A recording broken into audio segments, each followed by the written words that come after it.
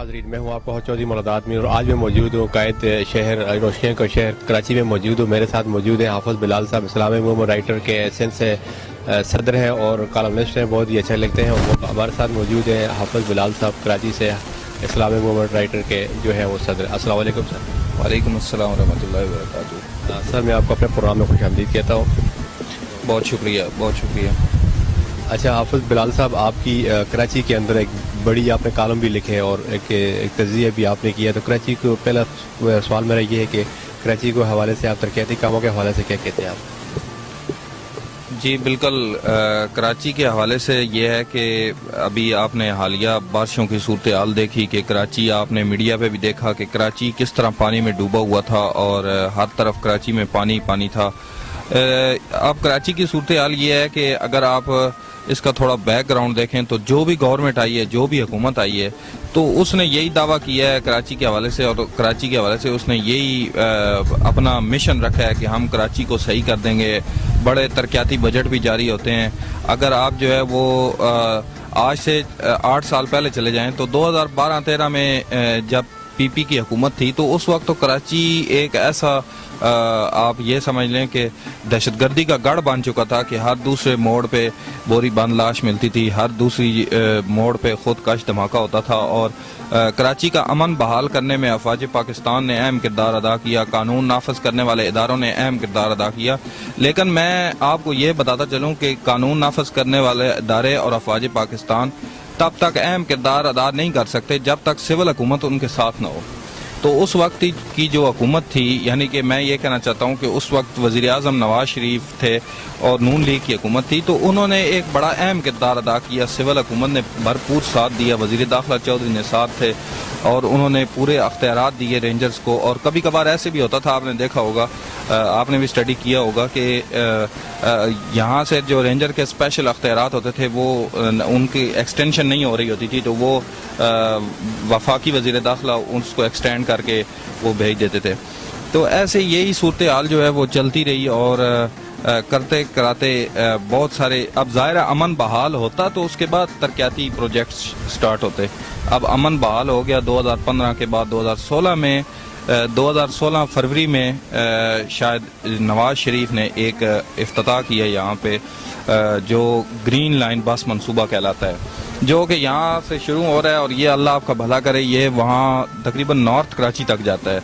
और इस मंसूबे में ने आप ये अंदाज़ा लगाइए कि 1 साल में मुकम्मल होना था, वो अभी तक नहीं हुआ।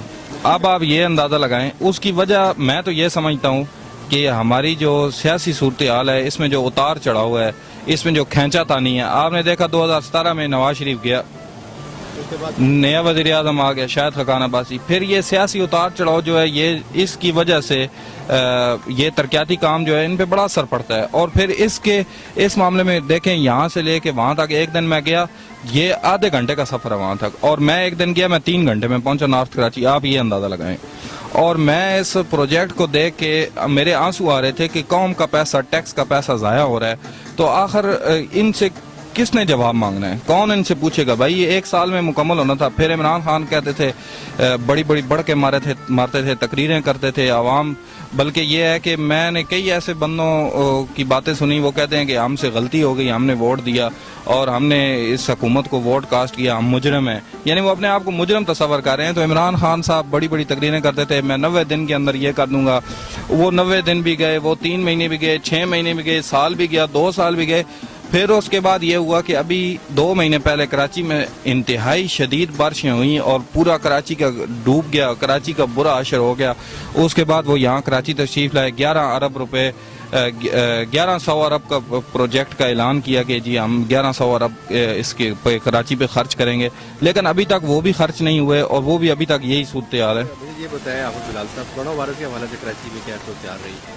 कोरोना वायरस के हवाले से कराची में तबाह हुई, लोगों का बदहाली हुई। देखें, ये कोरोना वायरस जो है ये एक आलमी वबा है لیکن یہ ہے کہ اس میں بالکل بہت سارے لوگ بے روزگار ہو گئے, بہت سارے پروجیکٹس بند ہو گئے, اور ہر طرف اب دیکھیں یہ جو سمارٹ لاک ڈاؤن کا منصوبہ انہوں نے بعد میں امپلیمنٹ کیا, اگر شروع سے یہی امپلیمنٹ کرتے اور مکمل لاک ڈاؤن نہ کرتے تو میرے خیال میں اس کے کافی اثرات پڑتے, اور یہ کچھ تو وبا بھی تھی اور کچھ حکمرانوں نے جو ہے وہ اس کے اوپر چونا بھی لگایا.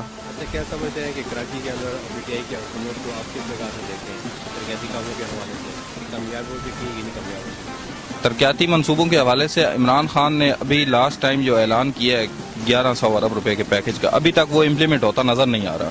اور میں وہی بات کر رہا تھا نا کہ وہ منصوبہ جو گرین لائن بس منصوبہ ہے وہ ابھی تک نہیں مکمل ہوا. 2.5 سال تو اس کو ہو گیا ہے ہوئے, اس کی حکومت کو 2.5 سال ہو گئے ہیں. اگر انہوں نے تبدیلی لانی ہوتی, واقعی یہ کام کرنا چاہتے ہوتے, تو جو 1 سال کا منصوبہ تھا کیا یہ 2.5 سال میں نہیں مکمل کر سکتے تھے, لیکن یہ صرف بس وہ باتیں کرتے ہیں, عوام کو چونا لگاتے ہیں اور کچھ نہیں. منصوبہ تھا وہ نواز شریف کا تھا. جی بالکل, وہ نون لیگ کا وہ اس وقت کا شروع ہوا, لیکن ابھی تک کمپلیٹ نہیں ہوا. ان کا اپنا منصوبہ جو تھا پی آئی ٹی کے حوالے سے کیا کہتے ہیں وہ کمپلیٹ ہوا؟ بی آر ٹی کا منصوبہ جو ہے وہ تو پشاور کا منصوبہ تھا, اور وہ اس کے اوپر آپ دیکھیں کہ وہ پرویز خٹک نے اس کا افتتاح کیا. اس نے کہا جی کہ میں یہ بہت جلد اس کا افتتاح کروں گا, پھر ایکسٹینڈ ہوئی, پھر اس کی تاریخیں, یعنی کہ میں یہ سمجھتا ہوں کہ 20 سے زائد مرتبہ اس کے افتتاح کی تاریخیں ایکسٹینڈ ہوئی ہیں, اور پھر وہ بسیں چلیں تو بسوں کو آگ لگنا شروع ہو گئی. سی پیک کے حوالے سے جو سی پیک بنا اس سے جو ہے چین کے دور میں سروا ہوا, اس طرح سے کمپلیٹ کیا گیا, معاہدہ ہوا. عمران خان نے اسے افتتاح کیا, سوال کرتے ہیں. دیکھیں سی پیک جو ہے وہ ایک ہمارا ریاستی منصوبہ ہے, ہمارے ملک کی فوائد کے لیے منصوبہ ہے. تو سی پیک کا جو صورتحال ہے یہ کہ میں نہیں سمجھتا کہ کسی ہم ایک حکومت کو دیں, نہ تو ہم نون لیگ کو دے سکتے ہیں, نہ ہم پی ٹی آئی کو دے سکتے ہیں. ہاں یہ ہے کہ سردی ضرور تھی جب حکومت کی چین کے ساتھ جب شروع میں آئے تھے, لیکن یہ ہے کہ افواج پاکستان نے اس میں اہم کردار ادا کیا. اس کی سردی کو, اس کو یعنی کہ جو تعلقات سرد ہو گئے تھے ان کو پگھلانے میں جنرل قمر جاوید باجوہ نے اہم کردار ادا کیا ہے. جی بالکل, اس کی بالکل ایسے ہی ہے. اچھا مجھے یہ بتائیں کہ آپ جی مجھے یہ بتائیں کہ عمران خان نے یہ کہا تھا کہ میں جب میری حکومت آئے گی صدار میں جب ہوں گا تو ریاست مدینہ کی ایک ریاست بناؤں گا, اسٹیٹ بناؤں گا. آئے کہ وہ ریاست مدینہ جیسی بند کی نہیں بنتی, آپ کس کی بات کرتے ہیں؟ دیکھیں, ریاست پاکستان جو ہے وہ ایک شروع دن سے یہ نعرہ تھا کہ یہ ریاست پاکستان کا مطلب کیا, لا الہ الا اللہ. لیکن عمران خان صاحب جو ہیں وہ ایک بڑے دعوے کے ساتھ یہ نعرہ لگا گئے تھے کہ ہم ریاست مدینہ بنائیں گے اور ریاست مدینہ کا تصور لے کے آئیں گے. اور ہمارے بڑے بڑے علماء نے بھی ان کے پروگرامز میں اور ہر جگہ یہی باتیں کی کہ یہ کوئی ایسا حکمران تو ہے جو ریاست مدینہ کا نعرہ لگاتا ہے, لیکن جیسا کہ میں نے پہلے کہا کہ یہ صرف نعروں, تقریروں اور بڑکوں تک ہی محدود ہے. یہ بات وہ امپلیمنٹ نہیں ہو سکا. آپ دیکھتے ہیں آئے دن جو ہے وہ چھوٹی بچیوں کے ساتھ ریپ کیا جاتا ہے, ظلم کیا جاتا ہے. 4 دن پہلے جو ہے وہ ڈاکٹر عادل خان کو شہید کر دیا گیا, ابھی تک ان کے قاتل جو ہے وہ گرفتار نہیں ہو سکے ہیں. تو میں یہ سمجھتا ہوں کہ یہ صرف تقریریں کرنے سے اور صرف جو ہے وہ بڑھ کے مارنے سے یہ کام نہیں ہوتے, بلکہ اس پہ عمل کرنا پڑتا ہے. بندے کے قول اور فعل میں تضاد نہیں ہونا چاہیے. عمران خان صاحب وہ آدمی ہے جس کے قول اور فعل میں تضاد ہے. بولتا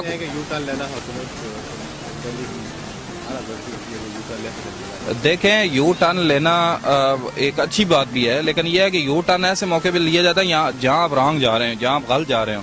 تو کیا ریاست مدینہ کی طرف جانا غلط ہے؟ ریاست مدینہ کی طرف جانا تو صحیح ہے بھائی. آپ ریاست مدینہ کا آپ نے ایک دعویٰ کیا, آپ نے ایک قول, آپ نے ایک ڈیسیژن لیا. ڈیسیژن پاور ہونی چاہیے آپ کے اندر. آپ ایک وزارت عظمیٰ کی کرسی پہ بیٹھے ہیں, آپ سب سے بڑے وزیر ہیں. موجودہ دور کا جو ایوان ہے وہ سب سے بڑی کرسی آپ کے پاس ہے, اور یہ کرسی اللہ نے آپ کو دی ہے. آپ اس کا اچھا استعمال کرتے ہوئے آپ عوام کی رہنمائی کریں, آپ ڈیسیژن پاور استعمال کریں. آپ کے اندر تو ڈیسیژن پاور ہی نہیں ہے. آپ ایک دن اور فیصلہ کرتے ہیں, دوسرے دن وزیروں کی وہ کھینچا تانی پہ آپ پھر اپنا فیصلہ بدل دیتے ہیں.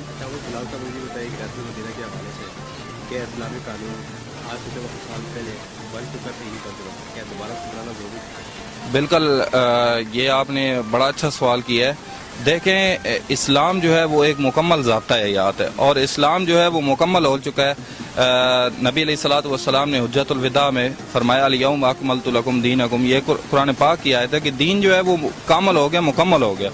اس کے بعد دین کے اندر جو ہے وہ تبدیلی تو نہیں ہو سکتی. ہاں یہ ہے کہ امپلیمنٹ جو ہے وہ کیا جا سکتا ہے. ہمارے ریاست پاکستان میں کافی سارے قوانین ایسے ہیں کہ جو انگریز کے دور کے ابھی تک چل رہے ہیں. ان میں یہ ہے کہ ہم تبدیلی اس جو انگریز کے قوانین ہیں اس میں ہم تبدیلی کریں, اور یہ ہے کہ اس کی بجائے ہم جیسے سود کا خاتمہ ہے, سود کو ہم ختم کریں. اور اس کے لیے جو ہے وہ مفتی تقی عثمانی جو شرعی کورٹ کے جج بھی رہے ہیں, وہ انہوں نے بڑا اہم کردار ادا کیا. کافی ساری چیزیں, بلکہ وہ انٹرنیشنل لیول پہ بھی انہوں نے جا کے اس معاملے پہ لیکچر بھی دیے اور اس کا حل بھی بتایا کہ اس کو ہم کیسے ختم کر سکتے ہیں.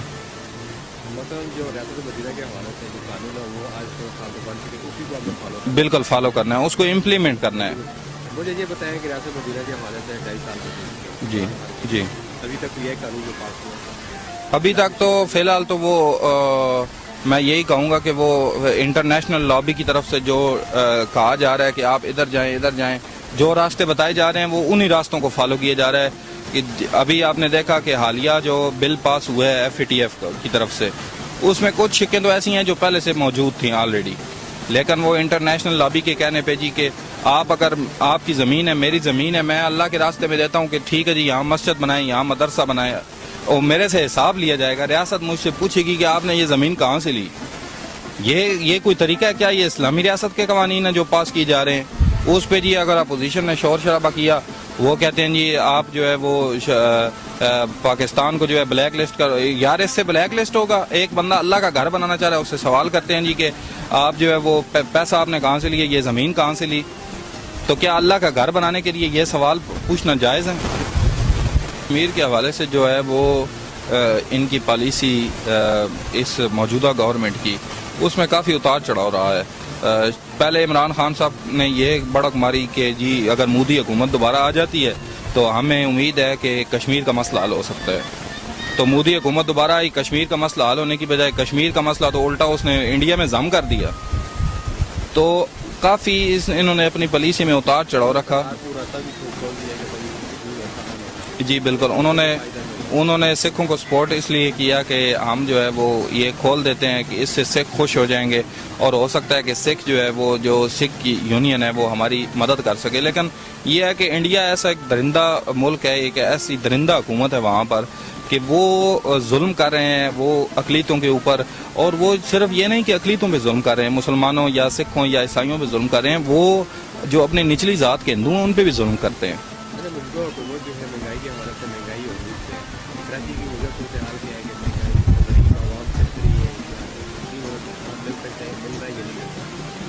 دیکھیں جو کراچی کی موجودہ صورتحال ہے, بلکہ میں تو یہی کہوں گا پوری ریاست پاکستان کی جو موجودہ صورتحال ہے, مہنگائی انتہائی کو پہنچ چکی ہے. غریب آدمی جو ہے وہ میں یہ سمجھتا ہوں کہ میں 2 دن پہلے میری ایک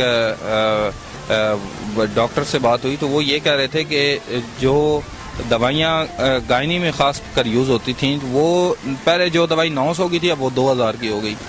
جو شوگر میں دوائی یوز ہوتی تھی جو پہلے 200 کی تھی وہ 400 کی ہو گئی. اور جو وفاقی وزیر ہے اس نے پریس کانفرنس کر کے کہا جی ہم نے اس لیے مہنگی کی تاکہ یہ عوام تک پہنچ سکیں. یہ ان کا فلسفہ ہے. میرا یہ سوال ہے وفاقی وزیر صاحب سے ایک شہری ہونے کے ناطے, کیا آپ کا یہ جو میڈیکل مافیا ہے اتنا طاقتور ہو گیا ہے کہ آپ سے کنٹرول نہیں ہوتا اور آپ کہتے ہیں کہ حکومت تک پہنچانا اس لیے ضروری, عوام تک پہنچانا ضروری ہے کہ ہم مہنگی کریں. اور آپ یہ اندازہ لگائیں 260% مہنگی کی ہیں, ایک دم دوائیاں یہاں تک مہنگی کر دی. اس کے علاوہ آٹا جو ہے وہ آپ دیکھیں 1000 کی 10 کلو کی بوری تقریباً پہنچ چکی ہے اور وہ بھی نہیں مل پا رہا. تو مہنگائی تو بڑھتی جا رہی ہے. اگر مہنگائی کو کنٹرول نہ کیا گیا تو پھر تو وہ عمران خان کے مطابق جو ہے وہ سکون قبر میں ہی ملے گا. تو میں تو یہی کہوں گا کہ اس کے لیے ہمیں جو ہے وہ آواز اٹھانی چاہیے اور موجودہ گورنمنٹ کو جھنجھوڑنا چاہیے. بالکل, موجودہ حکومت جو ہے وہ اس کے 2.5 سال پورے ہو چکے ہیں. جو انہوں نے تقریریں کی تھیں, جو انہوں نے کہا تھا کہ ہم جو ہے وہ تبدیلی لائیں گے, وہ تبدیلی آ رہی ہے. غریب مر رہے ہیں. وہ عمران خان جو کہتے تھے کہ سکون قبر میں, تو وہ سکون وہ پہنچا رہے ہیں لوگوں کو. غریب مر رہے ہیں. آپ تھر میں جا کے دیکھیں روزانہ کتنے غریب بچے مر جاتے ہیں. کہتے ہیں جی وہاں سندھ حکومت, بھائی سندھ حکومت ہے تو آپ بھی تو وزیر اعظم ہو. آپ کسی ایک صوبے کے تھوڑے ہی وزیر اعظم ہو, آپ پورے ملک کے وزیر اعظم ہو. عمر رضی اللہ تعالیٰ عنہ فرماتے تھے کہ اگر دریا کے کنارے دریائے دجل تھا، دریائے دجل کے کنارے جو ہے وہ ایک بھوکا کتا بھی مار گیا نا، تو پیاس سے کتا بھی مار گیا نا، بھوک یا پیاس سے، تو اس کا سوال بھی مجھ سے کیا جائے گا۔ تو ایسے کئی انسانی جہاں پہ مر رہے ہیں لیکن بالکل یہ تو جو بھی حکمران آتا ہے بس وہ اپنی حکمرانی کے مزے لوٹتا ہے اور اس کے بعد وہ چپ کر کے اپنی حکمرانی کے دن پورے کرتا ہے اور چپ کر کے، یہی عمران خان صاحب نے رکھا ہوا ہے، وہ بس اپنی حکمرانی کے مزے لوٹ رہے ہیں اور جب ان کی حکمرانی کے سال پورے ہو جائیں گے اس کے بعد وہ چپ کر کے سائڈ مار جائیں گے۔ تو یہ ہے کہ میں ایک شہری ہونے کے ناطے موجودہ حکومت سے یہ درخواست کرتا ہوں اور جو ان کو لانے والے ہیں ان سے بھی یہ درخواست کرتا ہوں کہ مجھے کوئی ایک ادارہ بتا دیں کہ جس میں جو ہے وہ کارکردگی ہو، کوئی ایسا ادارہ ہو، کوئی ایسا ڈپارٹمنٹ ہو یا پاکستان کے اندر کوئی ایسا کام ہو جہاں بغیر رشوت دیے کام چل جاتا ہو۔ آپ کسی بھی ادارے میں چلے جائیں، بغیر رشوت کے، بغیر پیسہ دیے، بغیر سفارش کے کام نہیں چلتا۔ کیا یہ تبدیلی لانی تھی؟ کیا یہ تبدیلی تھی کہ پاکستان کی عوام کو مہنگائی سے مارا جائے؟ کیا یہ تبدیلی تھی کہ ریاست پاکستان کو مدینہ کی ریاست کا نام دے کر جو ہے اس کا بیڑا غرق کر دیا جائے؟ یہ تبدیلی تھی؟ کیا یہ تبدیلی تھی کہ آپ جب حکومت میں آئیں تو آپ FATF جو انٹرنیشنل لابی ہیں جو اسلام کو ناپسند کرتی ہیں ان کے کہنے پہ آپ FATF کے بل پاس کریں اور اس میں آپ یہ رکھیں کہ مسجد اور مدرسہ بنائیں گے تو اس کی آپ منی ٹریل دیں گے، آپ پیسہ کہاں سے لے رہے ہیں اس کے آپ کڑا حساب دیا جائے گا، اور آپ یہ اندازہ لگائیں کہ اگر وہ جو اس کا رجسٹرار ہے یا جو انہوں نے میئر وغیرہ کو اختیارات دیے ہیں تو اس میں یہ بھی شک دی ہے کہ اگر وہ چاہے تو وہ ضبط کر لے گا۔ بھائی دیکھیں، اللہ کا گھر ضبط کرنے کا انہوں نے قانون بنایا ہے، تو کیا یہ تبدیلی لانی تھی ریاست مدینہ کے نام پہ؟ تو یہ واقعی ایک دھوکہ تھا ریاست مدینہ کے نام پہ، اور میں یہ سمجھتا ہوں کہ ایک پاکستانی شہری ہونے کے ناطے ہمیں جو ہے وہ جمہوریت میں یہی حق ہے کہ ہم اس کو تنقید برائے اصلاح کریں، تاکہ ہو سکتا ہے کہ وہ شہریوں کی آواز سن کر وہ اصلاح ان کی ہو جائے اور وہ جو راستہ اختیار کیے ہوئے ہیں اس سے ہٹ جائیں، کیونکہ یہاں بادشاہت نہیں ہے۔ اگر کسی کو برا لگ رہا ہو تو وہ اختلاف کر سکتا ہے، لیکن یہ ہے کہ وہ یہ نہیں کہہ سکتا جی کہ آپ نے ایسی باتیں کیوں کی۔ یہ اختلاف رکھنا یہ میرا حق ہے، کیونکہ ریاست پاکستان میں اس وقت موجود ہوں، ریاست پاکستان کا شہری ہوں، اور یہ جمہوریت میں یہ انسان کو حق ہے کہ وہ تنقید برائے اصلاح کرے، لیکن بادشاہت میں نہیں ہوتا ہے۔